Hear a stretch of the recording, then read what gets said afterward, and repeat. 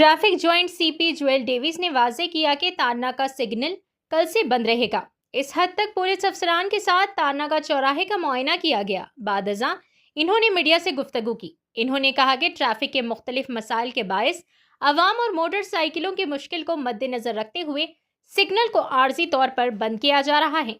इन्होंने कहा कि वो सड़क की चौड़ाई के बारे में GHMC के ओहदेदारों से बात करेंगे और मजीद फैसला करेंगे। आइए नाजरीन देखें यह रिपोर्ट DTV 9 के साथ। नाजरीन, आप अभी तक हमारे चैनल को सब्सक्राइब नहीं किए हैं तो ज़रूर हमारे चैनल को सब्सक्राइब कर लें। ఫ్లైఓవర్ అయిన తర్వాత కింద సిగ్నల్స్ పెట్టి దాన్ని ఓపెన్ చేయాలని చెప్పి ప్రజల దగ్గర నుంచి డిమాండ్ వచ్చింది. అప్పుడు గతంలో పోలీస్ ఆఫీసర్స్ ఇంకా కంపెనీ వారు వచ్చి స్టడీ చేసి GHMCకి రిక్వెస్ట్ చేశారు. దాని ప్రకారం ఇక్కడ సిగ్నల్స్ ఇన్స్టాల్ చేసి ఈ రోడ్ ఓపెన్ చేయడం జరిగింది. ట్రయల్ బేసిస్తో ఏప్రిల్ 18వ తారీఖు ఓపెన్ చేసినాం. దాదాపు 15 రోజులు దాన్ని స్టడీ చేయగానే మాకు చాలా కంజెషన్ పెరిగిపోయిందని తెలిసింది.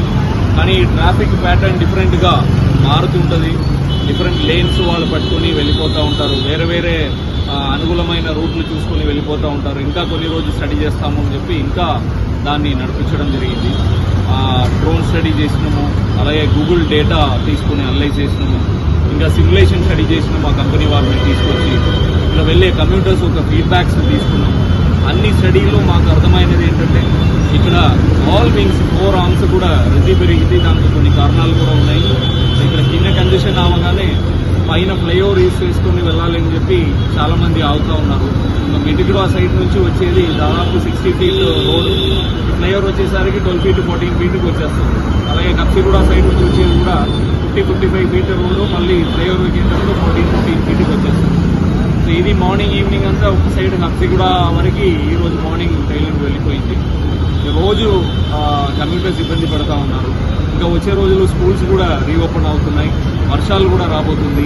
కాబట్టి ఇంకా మరీ సమస్య ఎక్కువ అవుతుందని దృష్టిలో టెంపరీగా దీన్ని పాత పద్ధతిలో క్లోజ్ చేసి నడిపించాలని మేము నిర్ణయం తీసుకున్నాము. ఈ రోడ్ ఎక్స్పాన్షన్ కొన్ని సజెస్ట్ చేసినాము GHMC వారికి. ఆ రోడ్ ల్యాండ్ అక్విజిషన్ చేసుకొని ఎక్స్పాన్షన్ కూడా అయిపోయిన తర్వాత మళ్ళీ దీన్ని ఓపెన్ చేసి నడిపించడానికి ప్రయత్నం చేస్తాం.